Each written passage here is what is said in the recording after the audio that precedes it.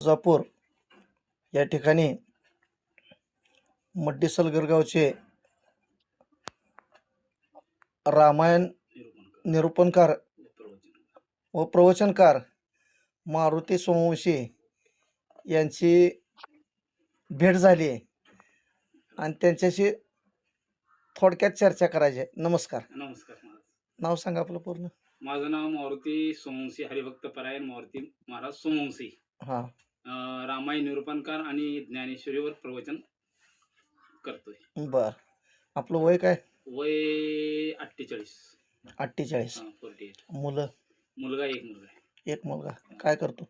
शाळेला आहे. बर. शेती? शेती 10 एकर आहे.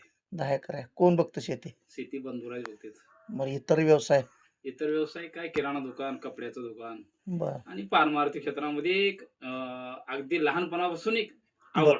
बर कुठला अभ्यास नाही ना, कुठला पंचीकरण नाही, विचारसागर नाही, विचार चंद्रोदयाचा अभ्यास नाही. बर परंतु एक आवड निर्माण झाली आणि कॉलेज जीवनामध्ये असताना लायब्ररीमधून सगळं भागवताचं, महाभारताचाच अभ्यास करत आलो. बर आणि त्याच्यामुळे तुमच्या थोर मोठ्या संतांच्या कृपेमुळं आज महाराष्ट्रामध्ये आपलं नावलौकिक झालं.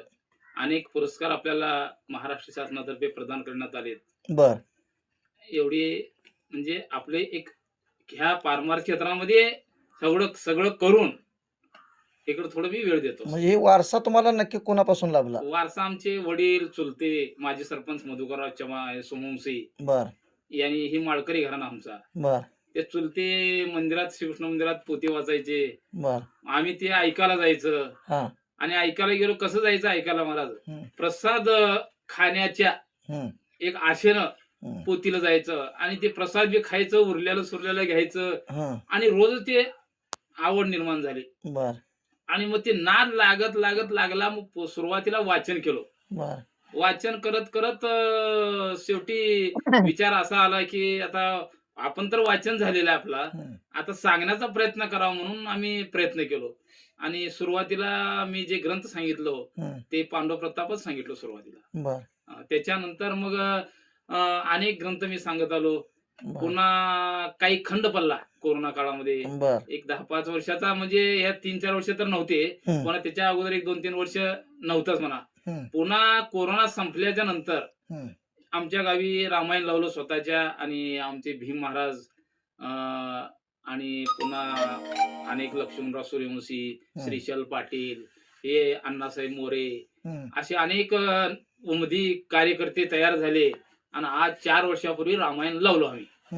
रामायण लावलो की असं रामायण चाललं महाराज की रोजच 1,500 ते 2,000 बक्षीस मला मिळत होतं. बर म्हणजे एकंदरीत 1 वर्षामध्ये जवळ कालामध्ये म्हणजे बघा 9 महिने रामायण चाललं. त्या 9 महिन्यामध्ये कमीत कमी 1.25 लाख रुपये आपल्याला बक्षीस मिळालं. आणि ते पूर्ण बक्षीस रामकार्याला आम्ही देत असतो. कुठेही पैसे घेत नाही. बक्षीस जेवढं होईल तेवढं पूर्ण रामकार्याला. पुन्हा दुसऱ्या वर्षी मारुती मंदिरामध्ये लावलो. तिथे पण असं म्हणजे भरपूर बक्षीस झालं की ती 2 लाखाच्या घरात गेलं. तेही आम्ही रामकार्याला अर्पण केलो आणि भव्य दिव्य लक्ष्मी शक्तीचा कार्यक्रम पार पाडलो.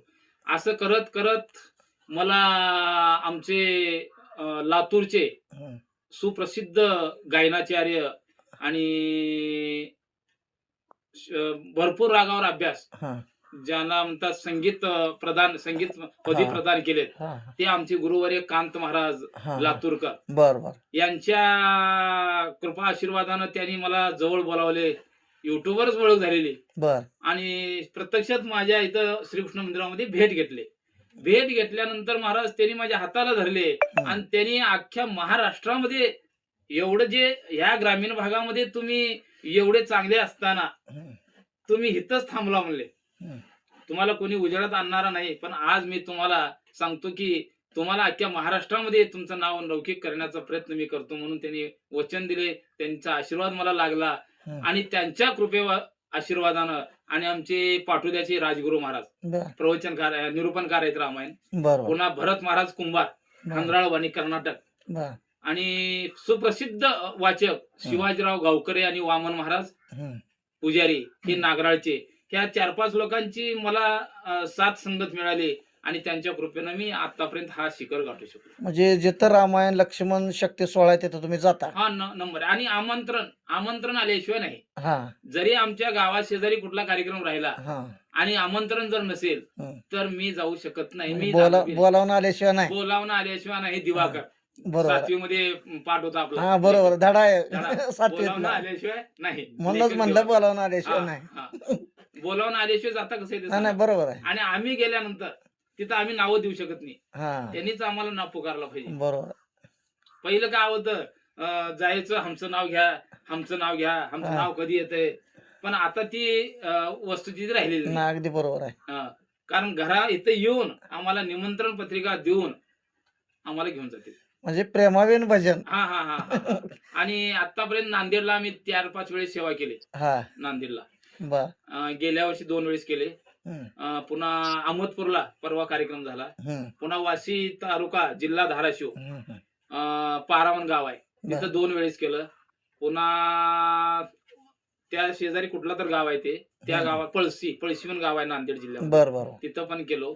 असे अनेक कार्यक्रम आम्ही करतो. हं, आमंत्रण आल्याशिवाय नाही. हं. बरोबर आहे. हा.